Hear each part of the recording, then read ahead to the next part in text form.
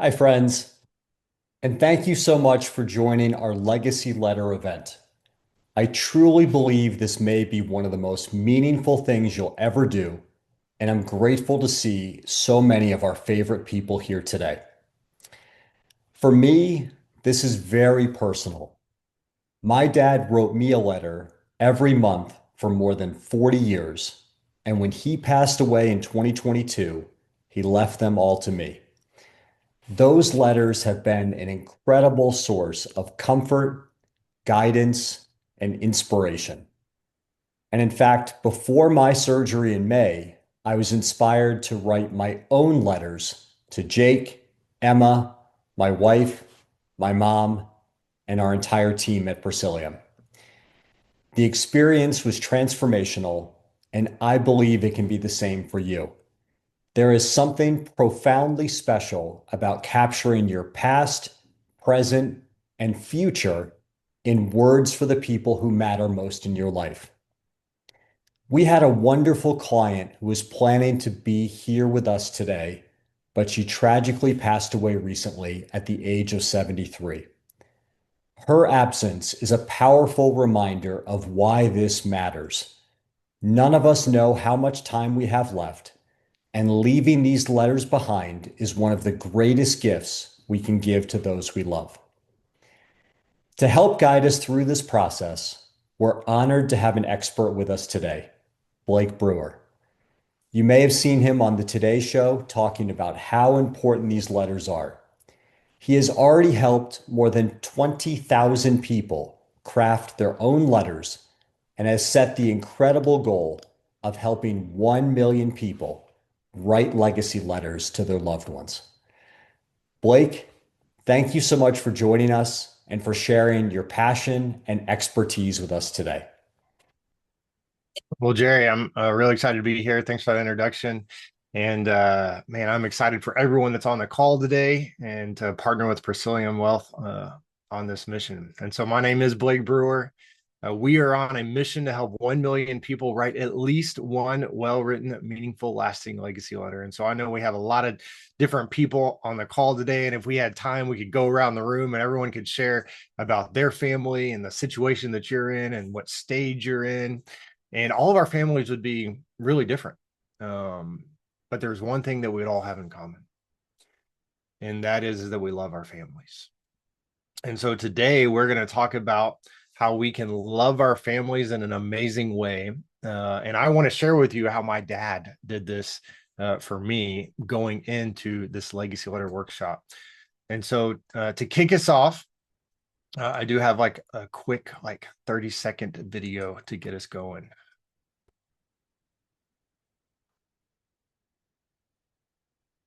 Blake took something terrible, terrible. I didn't see it It happened coming. in his life. Yeah. And now he has used that to help, so far, tens of thousands of dads. I think he's just getting started because I'm going to tell everybody.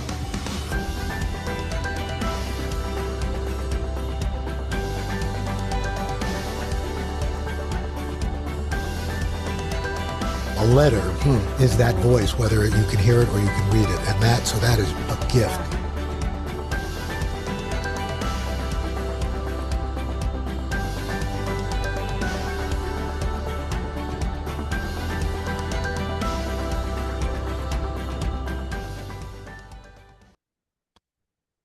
So I was 19 years old and I got a call from my mom.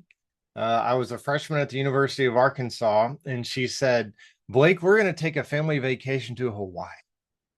And I said, heck yeah, let's go. I've been to the Florida beaches a lot, but never been to Hawaii. So a few months later, we boarded the plane. And first day there, we decided to go snorkeling at a place called Hanama Bay. And so my entire family was there along with my grandmother, and they're all right there on the beach. And then it was just me and my dad who decided to go out in the water and go snorkeling. And I have to share with you that there's nowhere else in the world that I wanted to be than right there with my dad. And so I was really fortunate. I had a really good dad. He was not perfect by any stretch of the imagination. There was moments growing up where I was like, oh yeah, that's my dad. And then there were other moments where I was like, oh, shoot, that's my dad. Maybe some of you can relate, but overall, my dad was my hero. At this time, my dad was a hospital CEO, but long before I was born, he was known as a football player. And so he'd been drafted by the Atlanta Falcons to play tight end. But his main claim to fame is that he was Terry Bradshaw's tight end at Louisiana Tech.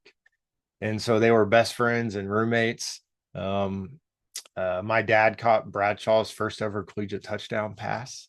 One of my favorite pictures is my dad and Bradshaw with President Nixon in the Oval Office right before the 1970 draft. And I don't know if anybody on this call remembers the 1970 draft, but it was a big deal for Louisiana Tech because their starting quarterback, Terry Bradshaw, went #1 to the Pittsburgh Steelers. And so my dad was a very humble guy. So he hardly ever told anyone that he was Terry Bradshaw's tight end. I told everybody. It was my claim to fame growing up. And so there we are out there in the water. And my dad and I just kept going further and further out. And we started off at this beach, but we ended up off of this point. And this area I now know is called Witch's Brew. And Witch's Brew is known for its treacherous waters. And it was that day. And so I noticed that the waves have gotten really big. And so I pulled my head out of the water and I can't find my dad anywhere. And I panicked a little bit because now I was out there all alone. And so I'd have to wait for a big wave to kind of come and carry me up higher so I could look out. Where'd my dad go? And then I saw him. I remember thinking, okay, good. There's my dad. Except not good because my dad was struggling. One way I knew he was struggling is because he was attempting to get out of the water and there was not a good place anywhere to get out. The waves were just crashing against these rocks. And sure enough, about halfway up, wave hits my dad, knocks him back down in the water. I swim over there as quickly as I can. I can't find him anywhere. And so now I'm exhausted. I've got to get out of the water. The only place is the same place my dad tried. And so by the grace of God, in between the waves, I'm able to scale the rocks and get on top. And so I'm standing up there looking for my dad. And I see him. And he's treading water. And he says, I need help. I need help. And my dad had this really big, deep, booming voice. But this cry for help was more like a soft whimper. I turned around and I faced the beach and I began to just wave my arms, yelling as loudly as I can, hoping that somebody might see me or hear me. They looked like tiny ants. That's how far away they were. I turned back around towards my dad and I had a decision to make. Am I going to just stand here or am I going to jump in after him? And I knew I couldn't just stand there. And so I jumped in. Let's get you on mute. And so I jumped in and swam about 10 yards to my dad. And now he's underneath the water. And he's unconscious. And he's just kind of floating there. And so I dive down. I wrap my arms around my dad. I bring him back up to the surface and began to swim with him to the shore. And I made it to about the end of this point. And I realized there is no way I'm going to make it. I'm absolutely exhausted. And it was in that moment a nearby snorkeler showed up and began to help me get my dad to the shore. And then the lifeguard showed up. They put him on a surfboard. They brought him the rest of the way in. They get him to the shore and they start doing CPR. And I stood there next to them feeling more helpless than I'd ever felt in my life. And I did the only thing I knew to do. I just cried out to God. God, would you please save my dad's life?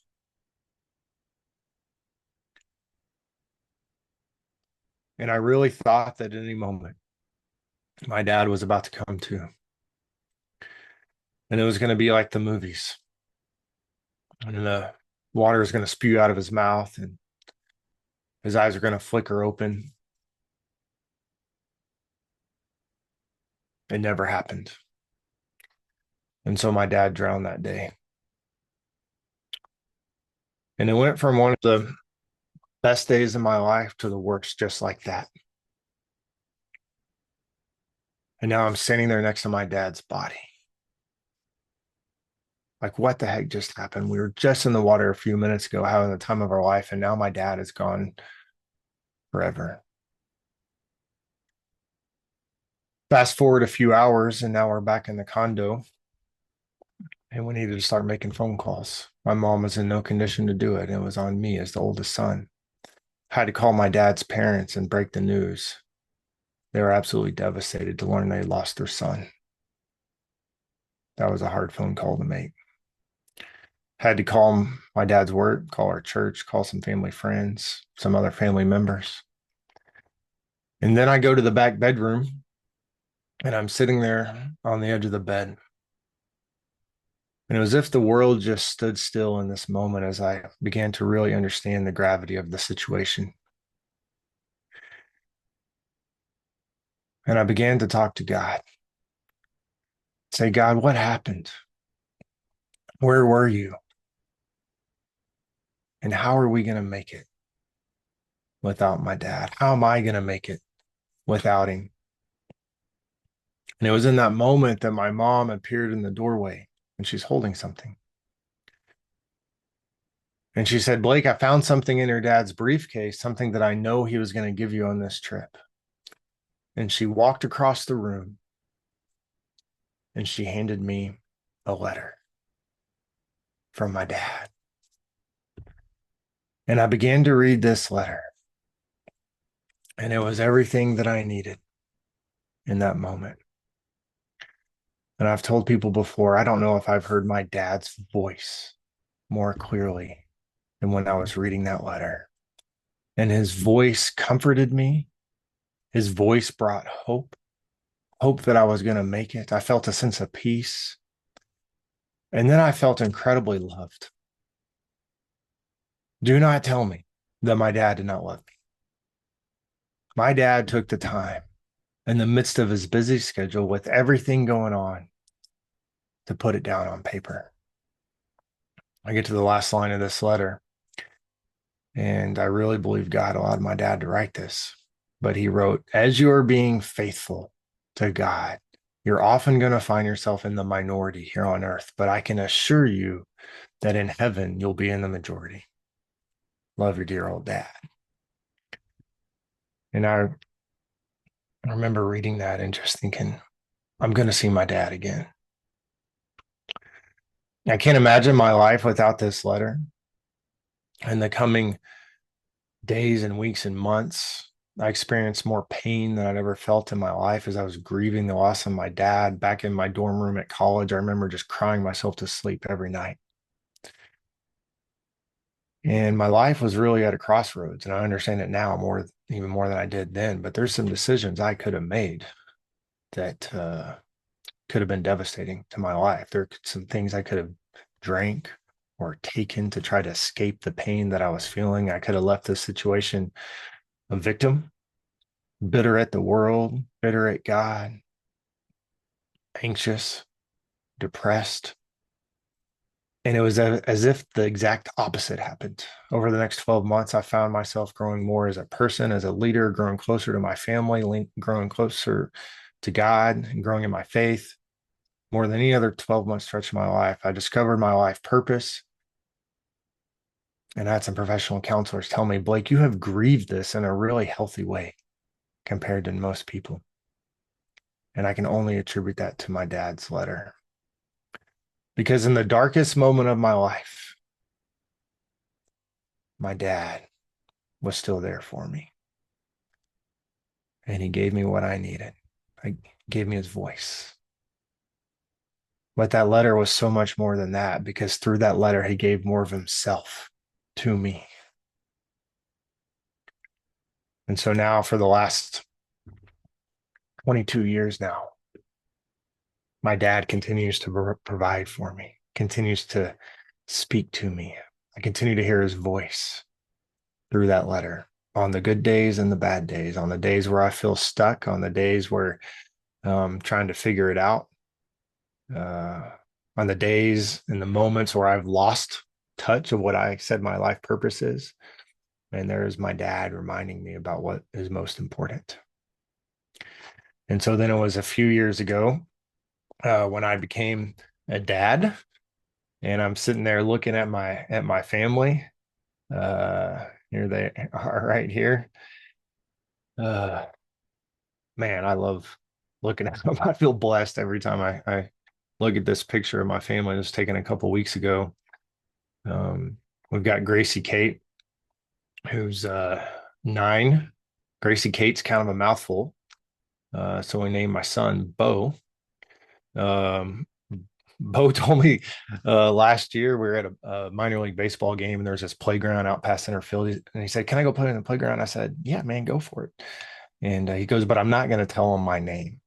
I said, "Man, what do you mean you're not going to tell him your name?" He said, "Well, like a bow that you put in a girl's hair." I said, "Bo, that's not your name." I said, "Bo, you got a strong name." I said, "Think Bo Jackson." So we started watching Bo Jackson videos. And then we've got Brooks. He's 4. If we were all in the same room together, he'd be in somebody's lap right now. I never met a stranger. And then we got baby Baylor.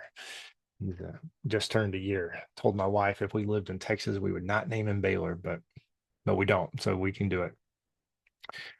And I'm looking at my kids a few years ago thinking, man, I want to be a good dad here. And I want to help them reach their potential. I want to help them be successful. I want them to be confident. I want them to have perseverance and resilience. Like, how do I help them do this? Man, they need to hear my voice and my wife's voice. How do I make sure they hear my voice in this world of confusion and noise that we're growing up in? How do I break through the noise? Man, I got to write them a letter. If anyone knows if I have a letter from their dad, it's me. And so I pulled out a blank sheet of paper, and I got to say, I was so overwhelmed looking at this blank sheet of paper. Like, what the heck am I going to write? But I knew I had to finish. And so it took me some time to get this letter done. It was one of the hardest things I've ever done in my life. But I did start doing some research. Like, hey, if I'm going to do this letter, let's do it right. Like, there's some things my children need to hear from me. Like, what are those things? Let's make sure that it's in the letter. And so finished, and felt incredible to have this letter done. Just a sense of peace. Something changed in me as I wrote this letter. Like, I was doing it for my kids, but I realized, man, that was like I was impacted by just writing this letter, and it was so therapeutic.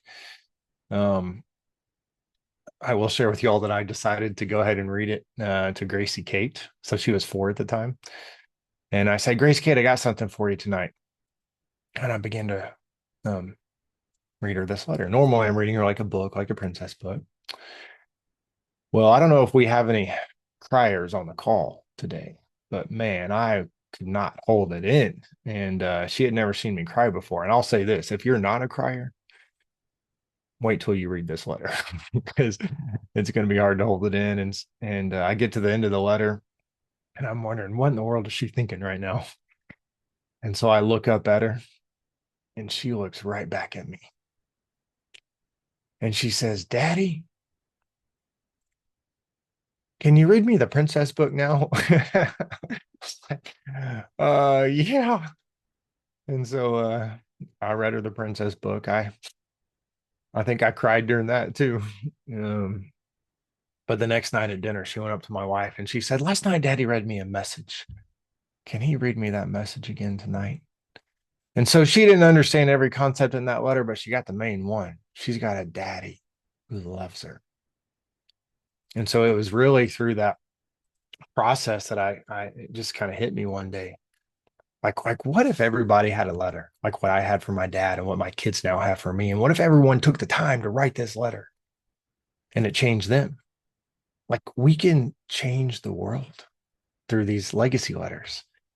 And so that's when Legacy Letter started with our mission to help 1 million people, right? At least one well-written, impactful, lasting legacy letter. And so for the last 5 years now, we've guided about 20,000 people through writing their letter. And Man, right out of the gate, there was just some incredible people who said, hey, we've got some people that we love and care about, like we'll partner with you. And that's the only reason we've got to 20,000, because of people like Jerry and Brooke and the team and Presilium, because of their partnership, and because they've said, hey, we've got some people that we love. We want to help them have this letter for their family. And so I'm so grateful for these partnerships. But this is what we're going to do today. I'm going to guide you through each section of this letter. Through the intro, the apology, I love you, I'm proud of you, I believe in you, the memories, the advice, the closing paragraph.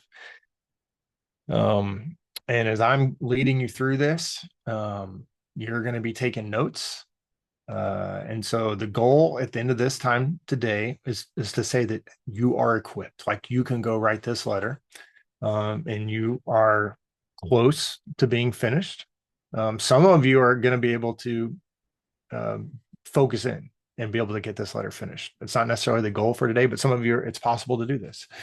But I want you to have some really good notes so that when you go finish this up and wrestle through some of the things you want to say, man, you're going to be able to go from notes to first draft to finish letter. And so we'll do this workshop. And then at the end, if anybody has any questions, you guys can be putting these questions in the chat and as we go, and we'll make sure that we get them answered. And so before we jump into the intro section of the letter, I do want to give us some good tips on how to write this letter. Tip number one, you want to speak from the heart. You want to be authentic. And so you're not trying to write a New York Times bestseller here, to write a letter, to all the children of the world. You're writing a letter to your children, or some of you today are writing to your spouse, or maybe there's a niece or a nephew or a friend or a sibling, or maybe if your parents are still alive, you're writing this letter to your parents. And I love it when I highly encourage you to do that. Your parents are going to love this letter. And so you just want to be yourself. And so one dad asked me recently, he said, hey, Blake, I joke a lot. Like, am I allowed to joke in this letter? I said, man, absolutely. You better joke in this letter. They're going to think somebody else wrote it. So be yourself. Number two, write the way you talk. You don't have to use big flowery words, just however you talk. That's how you write. Number three, longer is not necessarily better. And I would say, you're not trying to write a novel here. Some of you probably could. We're trying to write something they can read in one sitting. And so I think it was Mark Twain that put in a letter to somebody, said, I'm sorry, I didn't have enough time to make this letter more concise. And so I'm going to guide you through this. What I'm guiding you through today can be a really powerful letter. And it only has to be 1, 2, 3, 4 pages. And some people, let me encourage you in this. If you only have one sentence for every section of your letter, you are going to have a powerful letter. And I guarantee you there's some people on this call who would love to have this letter from somebody in their life, from their mom or their dad, and it's too late. They're not going to get it. And they would absolutely take a letter that's just one sentence from every one of these sections. So I say that to take the pressure off. It does not have to be long. Number 4, forget perfection. And so focus on completion. A unfinished, trying to be perfect letter is not going to do any good here. You want to just do the best that you can, and the person who's able to finish their letter, and get it into their loved one's life, and those words can start working in their life. And so maybe you say, hey, you know what? I'm going to do one now. Next year, I'm going to do another one, or in a few years, or I'm going to do one now, and there's going to be another version for when I pass away. But I want to get one done now, and so you don't have to get every single thing into this one letter. I will say some of you will decide to write a letter addressed to the whole family, and people do that. And you can have specific things to people within that letter, like the I'm proud of you section. You can say, call people out. And then some people say, man, Blake, I've got to have an individual letter for everybody. And so some people do it that way. And if you do that, it's okay to have some really similar things in each letter, like your advice section might be the same for everybody. It's okay. And then number 5, you want to set a completion date and then commit to it. My advice is to say I'm the next 7 days while this is fresh. Man, I'm going to grind it out. You cannot stop me. I'm going to finish this letter. Now, for some of you, you might have a date that you're trying to get this on, like Christmas or Thanksgiving, or there's a birthday coming up. And so that is your completion date. I will say this: you are not going to feel good until you get this letter done. You're not going to be at peace. Do not blame me. You can blame Jerry for that one.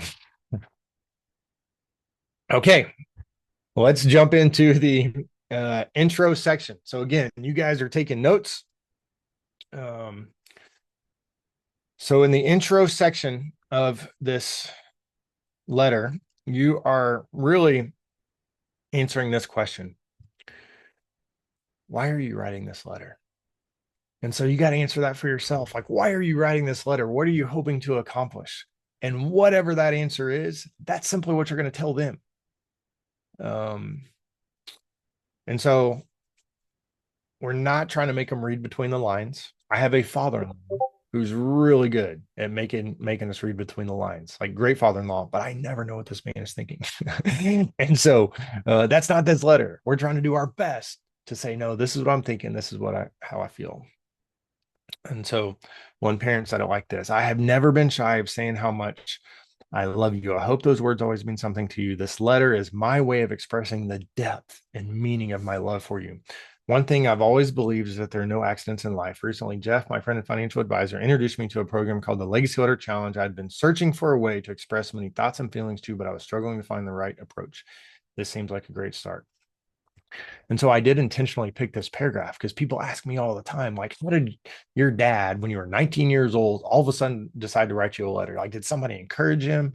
The answer is, I don't know. If there was somebody, I would love to go thank that person.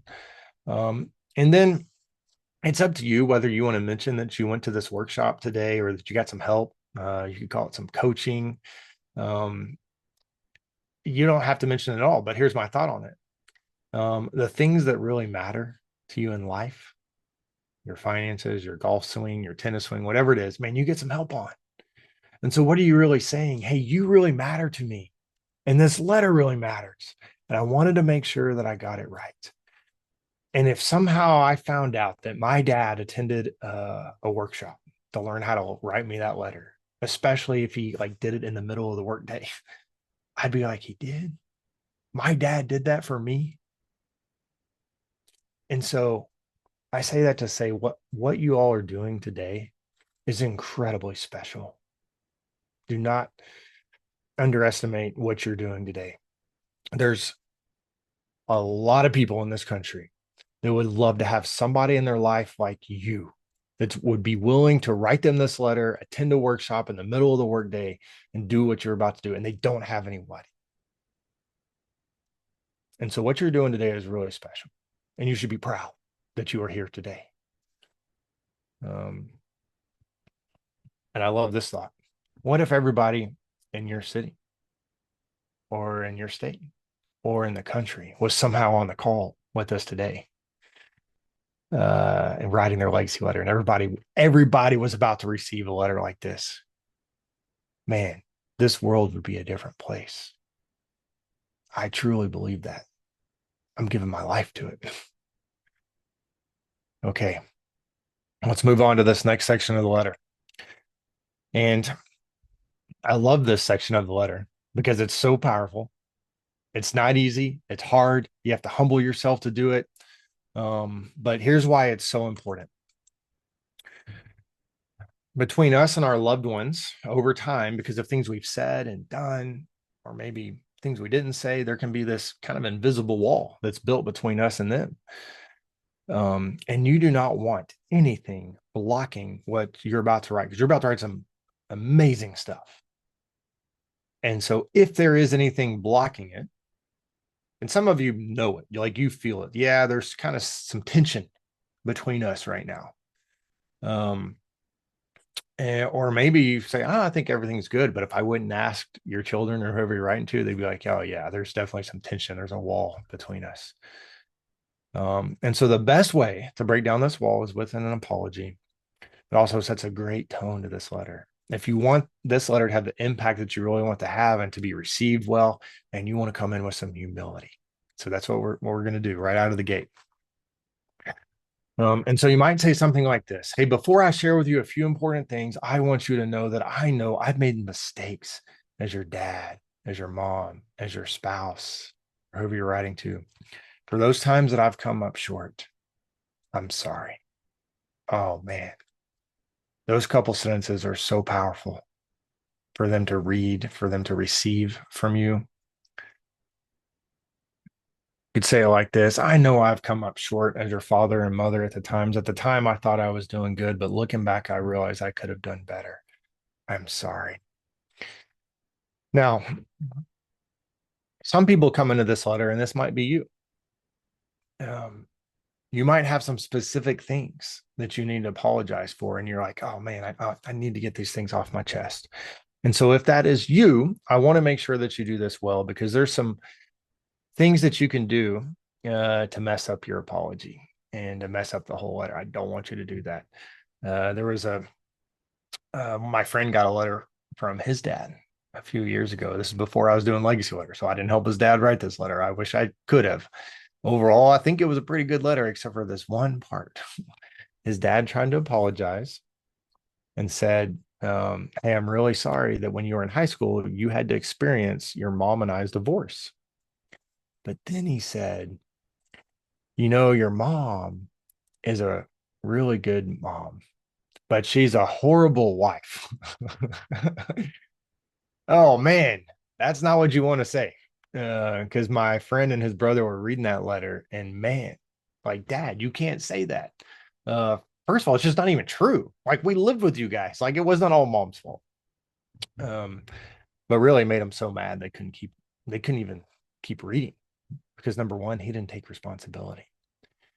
And so you got to own it. We are all where we are in life because of the choices we've made. Absolutely, things have happened to us. Things have happened to me. We all get to choose how we're going to respond to those. And so maybe there's some things that have happened, or some things you're trying to apologize for, that you want to give some context to. It's okay to give some context to the situation. Maybe you realize that you've had some anger issues. It's a common thing, especially among us dads. And you realize, man, I'm angry. I have these anger, and my dad had these anger issues. And so you kind of want to explain that. But here's what you don't want to do. You do not want to come across as the victim. You've got to own it. And so you might even have somebody else read the letter to make sure that you are not coming across as the victim, because it'll mess up your letter and won't have as much impact if you do it that way. So number one, take responsibility. Number two, you want to express regret. Not only is it powerful for you to say, I'm sorry, but to take it a step further. Not only am I sorry, I regret it. If I could go back, I wouldn't have said that. I wouldn't have done that. I would have said that.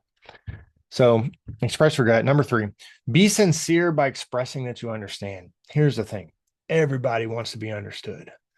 You want to be understood. The person you're writing to wants to be understood. And so you do not want this apology to come off as if you're apologizing because you're supposed to apologize. You want it to be heartfelt. You want it to be real. And so one way that you can do that is to try to communicate that and empathize with their situation. And it can be hard to do this, and you may not fully understand. And you might be tempted to say, like, seriously, what is your problem? Like, you've had it so much easier than what I had it growing up. And that might absolutely be true. But the truth is they still, your children, your loved ones, everybody on this planet still has their own problems. It still has their hardest day. And so just because their problems are different than your problems doesn't mean that you want to minimize them. And this can be hard too when you have multiple kids and everybody is doing just fine except for one. And you want to be like, what is your problem? Like, everybody else is doing just fine. But the truth is that everybody experiences you differently. Like, if you have siblings, you have a different relationship with your parents than what your siblings do. And so this can be because of personality. It could be because of birth order. Maybe financial situation can change from the first child to the last child. There's lots of variables. I'm a different parent to my last two than I was the first two. Like my wife and I have intentionally done some things differently. Okay. Number 4, own up to your part, not theirs. And so usually when somebody's apologizing, the other person has something to apologize for too. And I guarantee you there's some people on this call that have been really hurt by your children. And they have some things they need to apologize for. And you don't want to bring up any of that on this letter. If you bring up the thing they need to apologize for, you'll mess this whole thing up. And so you just own up to your part. Even if it's just 1% of the situation, you own up to that. And then number 5, you got to let go of the results. We cannot control their response. And so I'm very tempted when I apologize of knowing how that person should respond to my apology. And if you put expectations on how they should respond to this apology or expectations on how they should receive this letter, you're going to mess it up. You're not going to be in a good spot. And so you got to be open-handed with this. Because when you finish this letter, you're going to be excited, nervous, fearful. What are they going to think? And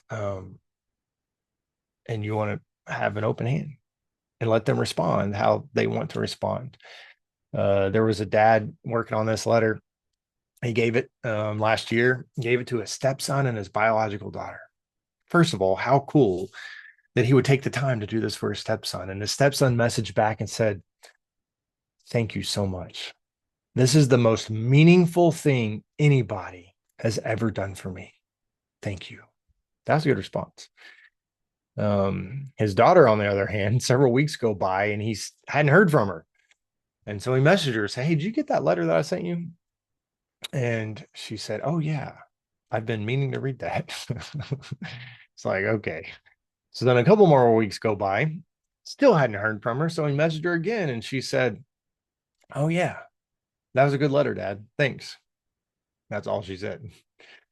And he told me, I was not writing that letter for her to pat me on the back and say, "Hey, you're the best dad ever."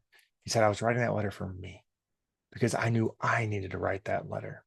And my hope is that even though she can't fully appreciate it, these words are still working in her life, influencing the decisions that she's making, building up her confidence.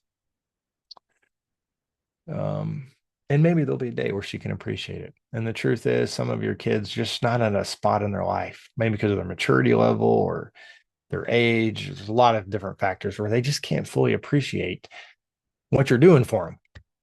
But there will be a day where they absolutely appreciate it and they cherish it. And that's the day you die. Because at that point, they know there's nothing else coming. So some of you are going to end up more like my dad. My dad never got to see the joy of the impact of his letter on my life and the joy of giving it to me this side of heaven. And so some of you might end up more like my dad. A couple other thoughts on this apology. Some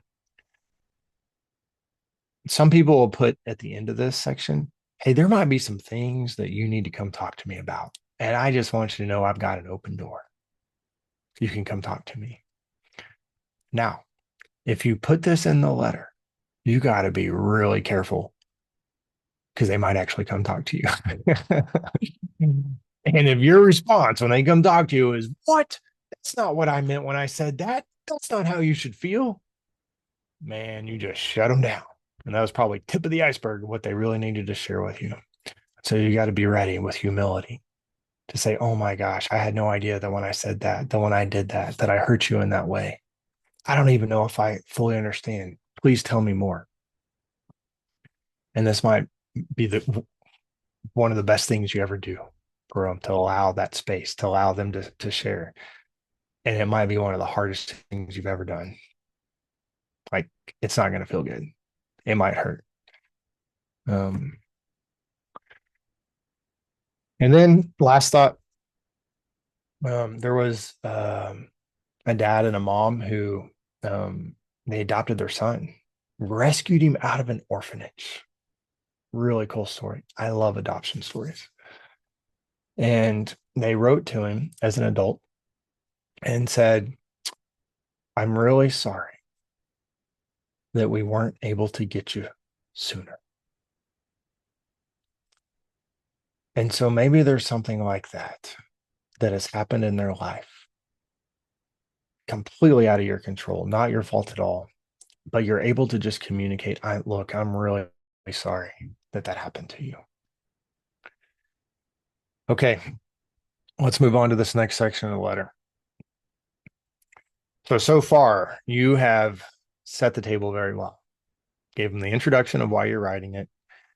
The apology section, man, you've caught their attention. These next three sections are going to be the most important sections of the letter. And the first question that you're going to answer that they're all asking, how do you really feel about me? Dad, Mom, how do you really feel about me? And this is where you're going to let them know that you love them and that you unconditionally love them. And so the more that they can understand this, how much you love them, the depth of your love for them, the better off they're going to be. The more confident that they're going to be, the more successful, the more emotional intelligence. I love the story that Kobe Bryant shared a year before he died in a helicopter. Kobe said that when he was 12 years old, he was playing basketball in a summer league up in New Jersey. And he gets to the end of the summer and he had not scored a single point the entire summer. And he was so frustrated and he was so mad. But then his dad walked up to him, put his arm around him and said, Kobe, I don't care whether you score 0 points or 60 points. I'm going to love you no matter what. And Kobe said that was the best thing his dad could have ever told him, because it was in that moment he was freed up to just fully go for it. Like he could not fail. And so you know that for the rest of his life and NBA career, and when his head came off that pillow that morning, no matter what happened that day and his head went back on that pillow, he knew his dad was going to love him no matter what. And that's what you want them knowing about you, that you love them no matter what. It provides this sense of security in their life. You can imagine them going through life and at different moments, man, am I really going to go for it? Am I going to take a risk? And if they have this safety net in their life, they can go for it. And the safety net is called your unconditional love. And the more that they know how much you unconditionally love them and the depth of their love for them, the bigger that safety net gets, the more they can see it. And so it allows them to just go for it. Hey, if I fall off, if I make a mistake, it's okay. I got a safety net. I can get back up and I can keep going. So you might write a sentence like this. Hey, no matter what happens tomorrow or the next day, I want you to know that I'm going to love you no matter what. And so powerful sentence right there. And so this section, arguably the most important section of the letter, and it does not take a lot of sentences for you to come really strong. You can come really strong in a sentence, 2 sentences, 3 sentences.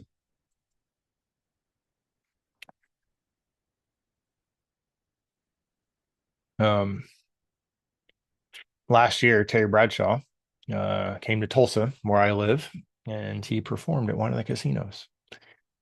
People do not know this. Maybe you do, but he sings. Terry Bradshaw did like 10 songs that day.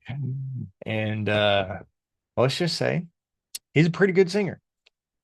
He was never going to make it as a professional singer. But when you won 4 Super Bowls, you can be a singer. You can do what you want. But I got to go backstage with him, and I was pretty neat. He told some stories about my dad. But it was a year before this, he did a interview with me on Zoom about his fatherhood journey. And he told me that growing up, he did not have a close relationship with his dad. He said, man, my dad was a really hard man. We never played catch in the front yard, nothing like that. Well, then when Bradshaw retires from the Steelers, he buys a ranch, and his dad's into ranching, and they bond for the first time. One day he looks up at his dad, and this took some guts to say. But he said, Dad, I know that you love us, but I've never heard you say it. And I want to hear you say it. And his dad's response is, well, Terry, you know that I love you guys. Terry's like, I know, but I want to hear you say it. And so for the first time in Terry Bradshaw's life, he heard his dad say, I love you. Some of you, if your kids or loved ones are here right now, they'd say, Dad, Mom, Grandpa, Grandma, I know that you love me, but I want to hear you say it. I want to see it written out so I can have it forever. And you might be sitting there thinking, no, like my family, they for sure know, like we're really good about communicating this. You know what your family would say if they're here right now? Tell me again. Tell me again, and tell me how much. Like, how much do you really love me? That's what we're doing in this section of the letter. We're letting them know how much. A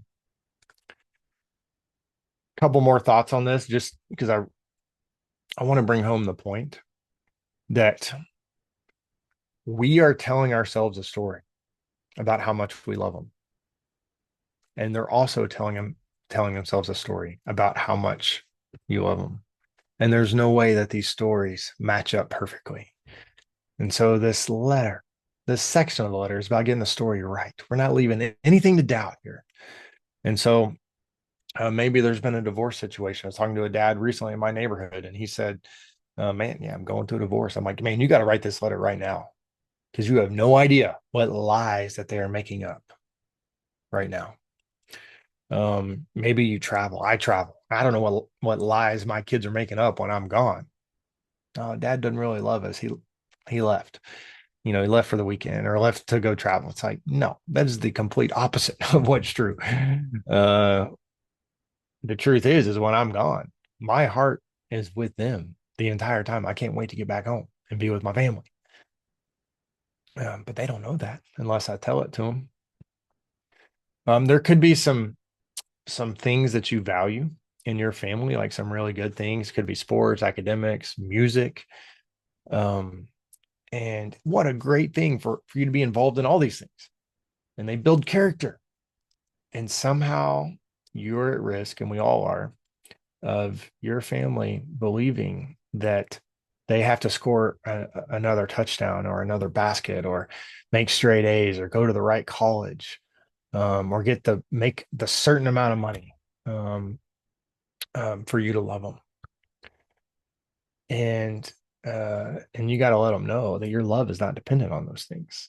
This is Kobe's dad. Kobe's dad let Kobe know, hey, you don't have to score points. You don't have to be good at basketball for me to love you. And what happened? It freed Kobe to go for it even more. It could be a situation where they're getting into trouble and they're making mistakes.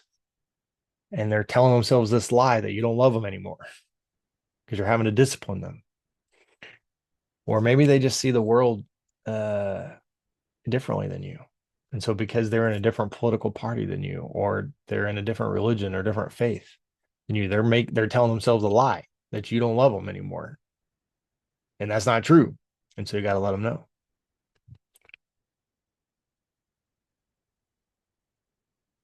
And you might get to a spot where you say, Blake, I don't even have the words to express how much I love them.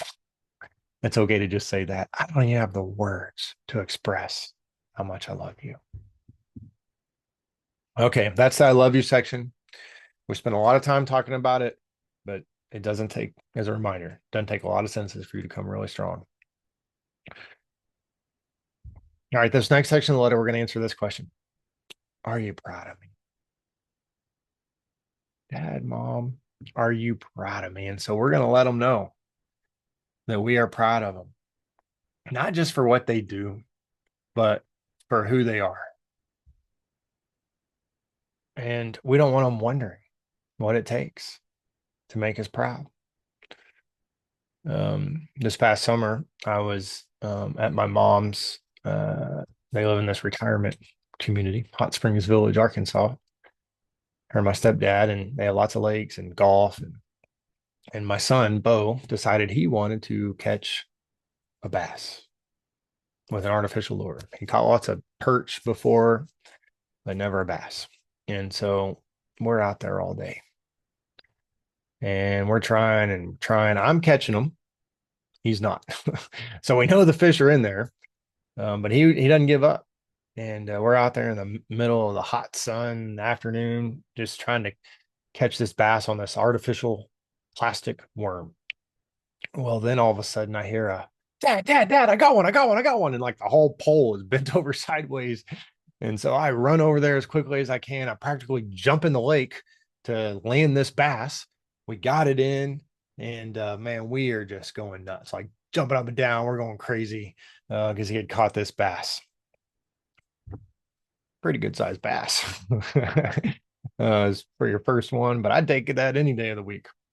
And so that night, Bo asked me a really important question.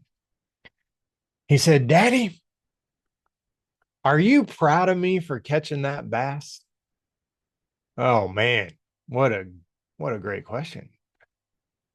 You know, at 6 years old, he has the innocence about him to ask that out loud.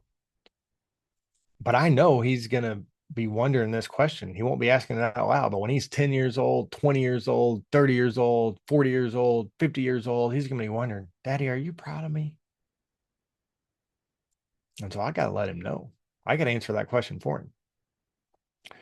And so I'm so glad he asked this out loud because it's an opportunity for me to let him know what makes me proud. And I said, "Bo, I'm not proud of you for catching that bass." I said, "I'm really happy for you." I said, "I know you really wanted to catch this bass. And I saw how much joy it brought you and how happy you were. And so because you were happy, I was happy. Because you had joy, man, I had joy." Now, I'll tell you what made me proud. I said, "Bo, you stayed out there all day, man. Like most kids your age would have given up, but you didn't. Man, you grinded it out. You persevered. You didn't quit." That's what I was proud of. I was proud of your effort. But just for catching it, nah, man, I'm just really happy for you. And after every baseball game and football game, and when we get back in the car, man, in my mind, I got a million things he needs to work on. But I just let him know, "Oh, man, I love watching you play out there." And that's my message to him. And then later on, we might focus on some effort. Man, I really praise the effort. Praise the times he fell down and got back up. I praise him for being a good teammate. Because every time I praise him for something, I'm sending him a signal. That was good. Keep doing it. And he's not perfect in any of those areas. On some of them, he's like pretty good. On some of them, he's not good at all. So I wait. I know he needs to grow in this. So, man, as soon as I see him do it even slightly, I'm like, call it out. "Hey, that was good, Bo. I was really proud of you for, man, when you told that coach, 'Yes, sir,' man, I could tell that you were really being respectful."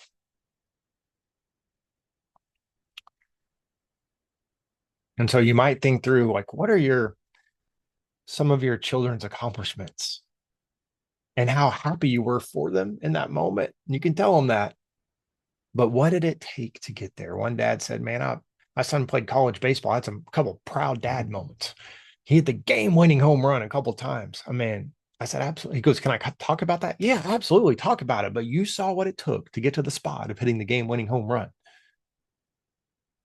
The perseverance, the hard work, the times he could have given up but kept going. That's what you focus on. What did it take to get into that college, to make straight A's, to get that job?" Affirm those things. We want to focus on the character. What we affirm, that's what they're going to repeat. And then we'll send you all a list of character traits. Jerry will send it out to y'all afterwards, but it's a list of character traits that'll help you think through. This list is A through C. We've got a list of A through Z, and this will help you think through some of the ones that you want to affirm them for. And this section of the letter is so important because we're talking about their identity. Like they're all asking this question. I don't care how old they are. Like, who am I? They're trying to figure out, who am I? And you don't want the world helping them answer that question. It's confusing. You want it to be you. Hey, this is who you are. One parent said this: Christian, I am proud of the individual that you are. You think independently and critically. You don't just think selfishly, but you consider others in your thought process. I am proud of you because you stay true to yourself, even though it may not be popular with others. Okay. Christian, he considers others. And he didn't know maybe that it was such a great thing that he did that, but it was just pointed out to him. It's like, okay, keep doing that. He probably didn't know that he was an independent thinker or a critical thinker. I guarantee you he's not the most independent or the most critical. What's he going to do now? Is he going to continue to grow and develop in those areas even more? Okay, so for some of you, this is going to be the greatest line in the whole letter, like so refreshing. It's going to feel so good to your children or whoever you're writing to. I see how you've been wired, your unique giftings and your unique personality. And I just want you to know I wouldn't change anything about you. I know a guy that is in a really successful band. Like they've traveled the world, platinum level. They're very famous. And he told a group of us, he said, man, my dad is a business guy. And I get this sense from my dad that he's never going to be proud of me until I'm good at business. He told us, I'm not good at business. And he longed for his dad just to affirm him for who he is and his strengths. This is the message we're trying to send my daughter right now. She is not that good at math, like not good at all. She struggles. And she's got a younger brother who's 2 years younger, who's off the charts, good at math, can do all of her homework for her, does the math problems like this. And she's over there, and so she feels some insecurity and she feels like she's not good enough. And so my message to her is, Grace Kate, first of all, you do not have to be good at math to be successful in this world. They make calculators. They're going to be just fine. But also you have so many wonderful things about you that make you you. And if I could somehow go back into mommy's womb, I would not mess or change with who you are. If it's good enough for God, it's good enough for me. And that's my message to her. That's got to be the story. That's got to be what she's telling herself. She's not incomplete in some way. She's got to be confident in who she is.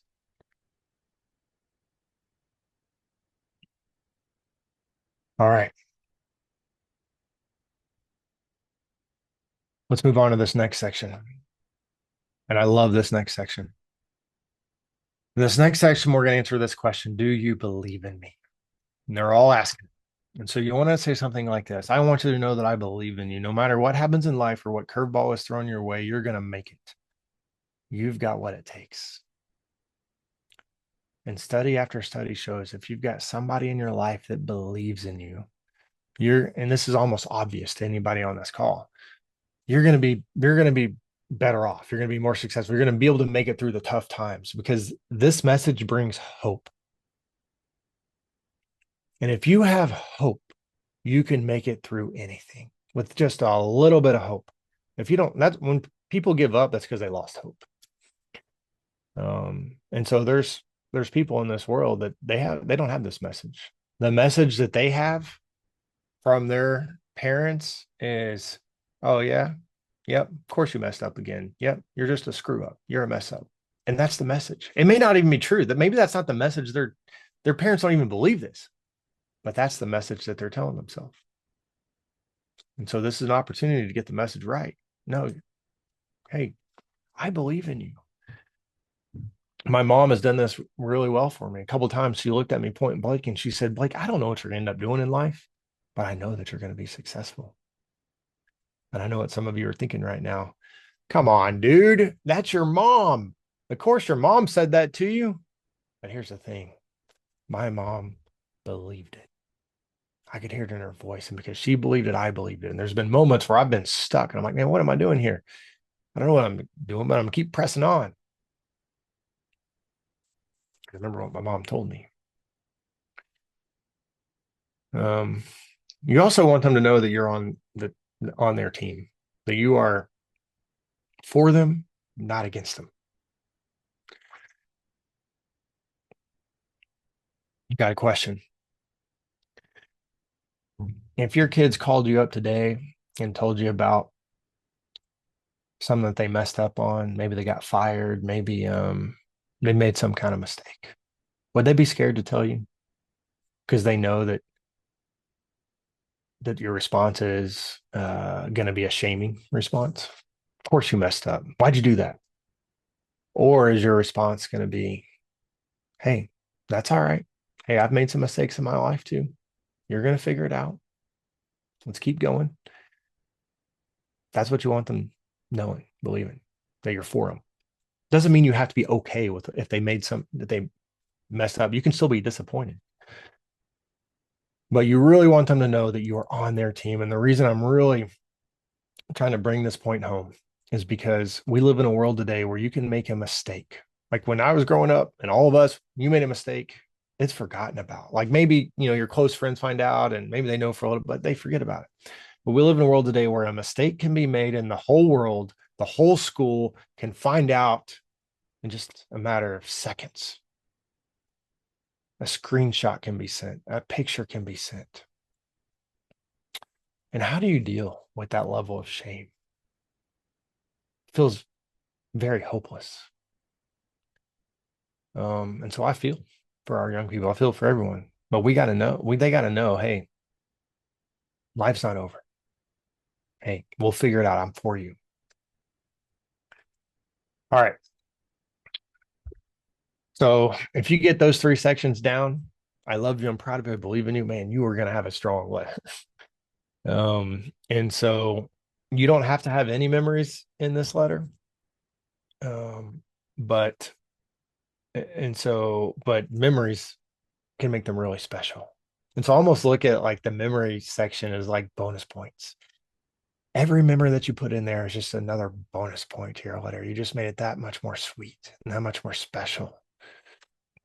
But this is an opportunity to rewrite the story. So I love the quote: the stories we tell ourselves shape our lives. They shape who we believe we are. And this belief translates into who we become. And so some of your children right now, they're telling themselves some stories. Well, actually, they're all telling themselves some stories. Some of them are telling them some stories that really serve them well, that give them some more confidence. And some of them, these stories are not serving them very well.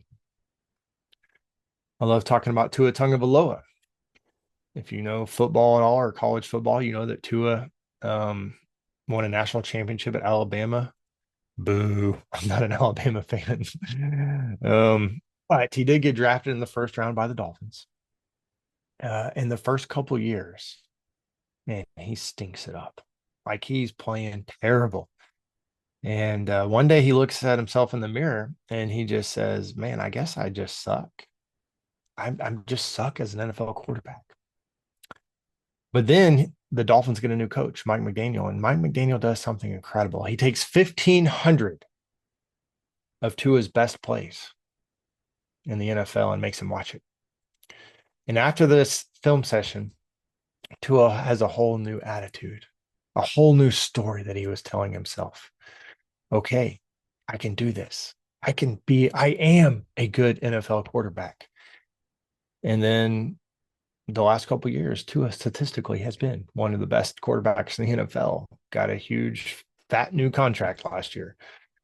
Could you imagine if his coach put together 1,500 of his worst plays and made him watch it? Why'd you make that throw? Why'd you make that pass? Why'd you call that audible? You're better than this. And somehow tried to shame him into being a good quarterback. It would not have worked. Tua would be a backup right now. So this is an opportunity to rewrite the story. I recommend coming up with 4 to 5 different memories. You might do a little exercise where you just time yourself and say, hey, in the next 2 minutes, the next 120 seconds, I am going to come up with as many memories as I can. And it's okay if it's hard. It's hard for a lot of people. People are like, man, I lived with this person for 20 years and I cannot come up with any memories. So you just want to go through each age of their life. You can think through some of the vacations that you went on, and then decide, hey, which ones are going to make this letter. And some of you are going to have just a section of memories. Hey, when I was thinking about you, here's my 5 favorite memories. Watching you play Little League baseball. That trip that we went on out west together.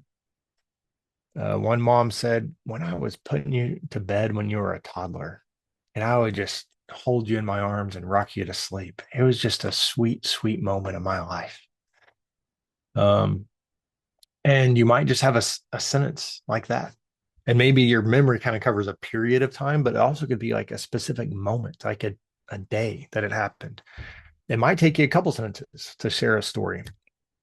You might decide, instead of having a section of memories, you are going to put these memories into other sections as illustrations. So maybe you have a memory that communicates, I believe in you, or I'm proud of you, or I love you, or maybe in your intro section, you have a memory.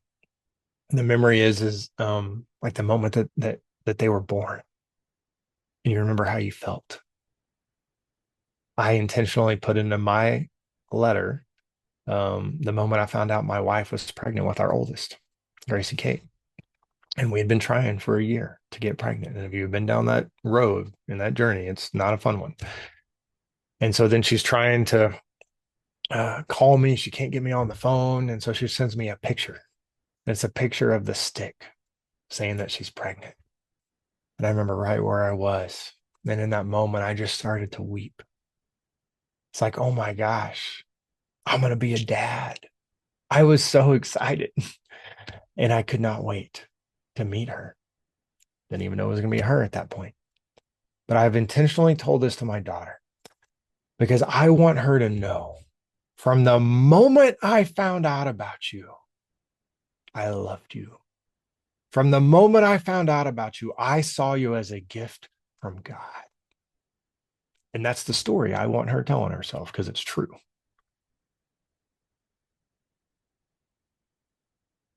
Maybe you have a memory that communicates, I like you. Like that's really powerful for you to say, I like you. Not only do I love you, but I like you. I enjoy spending time with you. One dad said that he was on one of his favorite memories was that he shared in his letter. His daughter played travel softball. And he said we would travel to these different cities and my daughter would sit up front with me and we would just talk about life. And he goes, man, I just cherish that time that I had with her. All right, that's the memory section. Let's move on to the advice section of the letter. And so I love the advice section. It's not an opportunity for you to really share some wisdom with them. It can influence decisions that they're making. There was a guy who came up to me not too long ago and he said, man, my dad passed away recently. And he said he was at the funeral. And all these people were coming up to him, telling him how incredible his dad was. Man, your dad was such a mentor to me. I wouldn't be in my career where I am if it wasn't for your dad. And this guy told me he got more and more mad with each person. He's like, what the heck, Dad? You mentored all these other people. You poured into them. You intentionally gave them some advice. You never gave me anything. And so we don't want that to be true of us. And so I recommend sharing 4 or 5 pieces of advice. Some of you could write a whole novel on advice. We're not trying to write a novel on advice. I will say it's your letter. You can share as many pieces of advice that you want, but know that with each piece of advice you share, it does water down the previous advice. And don't overthink this. You don't have to come up with some complex piece of advice. All the advice is already out there, for one. You're not going to come up with anything new under the sun. Go to the bookstore right now. There's tons of self-help books with advice. But because it's from you, And it's in this letter. It can be pretty simple and pretty life-changing. There was a guy who came up to me not too long ago, and this guy was 75 years old. And he said, I'll never forget some advice my dad gave me 20 years ago. So he's 55. Said it was my wedding day, second marriage. His dad walked up to him and said, son, my advice to you is to not go to bed angry. If you got a situation, work it out before you go to bed. And this guy proudly told me for the last 20 years, he has not gone to bed angry. I had someone from the crowd shout out to me recently. Are you telling us that this man never went to bed? It's like, nope, that's not what I'm saying. But the question is why did this advice stick? Because I've heard that advice before. I have not lived it out. It did not stick with me. Here's why. First of all, it's because of who said the advice. Someone he loved, someone he respected. It was his dad. But here's the main reason. It's because of what his dad told him right beforehand. His dad walked up to him and said, son, I just want you to know how much I love you. And in that moment, that 55-year-old man turned into a 9-year-old boy on the inside. Dad, you love me? What else you got for me? And his heart was just opened up. And his dad shared this advice to an open heart. So it was received and it stuck. Where's the advice section in the letter that we're writing today? Section 1? Are we coming in hot with some advice in section 1? No, it would not go well. So it's after an apology. I love you. I'm proud of you. I believe in you. Some special memories. And so now they're ready to receive some advice, and their heart is going to be opened, which is going to increase the chances of them receiving it and of it sticking. And so you can lead into this section with something like this. Hey, you're going to face many good times. You'll face many trials and challenges, but I just want to share with you a few things that I've learned and tried to live by that will help you as you navigate life. Now, you might be in a situation where you're like, Blake, I really don't know if my kids want any advice from me. Like, I've tried to give them advice. They don't want it. Like, I get the eye roll. Well, if that's your situation, there might be a couple things going on. And first of all, we've all experienced that, so you're not alone. And so the first thing is maybe your kids are just being a prideful butthead. Like, that could be true. The second thing, and you have to be honest with yourself on this one, you may not have earned the right to share some advice with them. And you say, Blake, because I love let me say this quote. I don't care how much you know until I know how much you care. And you say, well, Blake, I care a lot. These are my kids. I care a lot. That's not the phrase. The phrase is until I know how much you care, which is what you're doing with this letter. You're letting them know how much you care. That being said, a lot of people go into this section like this. Hey, I've made a lot of mistakes over the years, and I've learned a lot. There are many things I would do differently knowing what I know now. Here are the things that I would share with my 20-year-old self, with my 5-year-old self, with the day I graduated high school, the day I got married, the day I became a mom. It doesn't matter when it is, but you write this letter to yourself, this section of the letter. And so it's just received a little bit differently when you do this. And so here are the questions that you want to answer. What is the advice? How did you come up with the advice? And how will your life be different if you follow this advice? Now, let me stop for a moment and say, some of you are not writing this letter to your children, but you're writing it to your spouse or maybe to your parents. For sure, if you're writing this to your spouse, and I told a group of guys this, there was a dad-only group not too long ago, and I said, guys, if you're writing this to your wife, she's going to hopefully love the letter. But when you get to the advice section, you're going to want to take it real easy. She does not want any advice from you. And so you can share things that you've learned from her, or if you're writing to their parents, these are some things you've learned from your parents over the years. So just some categories that you might think through. Maybe you use a section letter, share some core values. Maybe you have a mindset that you've used that you approach each day with, and have an attitude of gratitude. You have some relationship advice or financial advice, or what does it take to be successful in your family? And so for you to answer that question, maybe you have some spiritual advice. When I speak, I tell them, hey, if you are a person of faith, man, you absolutely want to share some spiritual advice. My dad's letter had tons of spiritual advice. I knew exactly where he stood on those matters. And then you might get to the spot where you're like, Blake, I've got some good advice, but I kind of feel funny sharing it because these people lived with me. They know I didn't live it out. You can say it like this. Hey, I haven't always done the best at living out this advice, but when I have, my life has been better. And so with humility, you can say that. Okay, we're on the closing paragraph. So we're almost done, and we'll do a Q&A. But in the closing paragraph, you're really just rewriting the intro section. And then you want to answer this question. What are your hopes for the relationship going forward?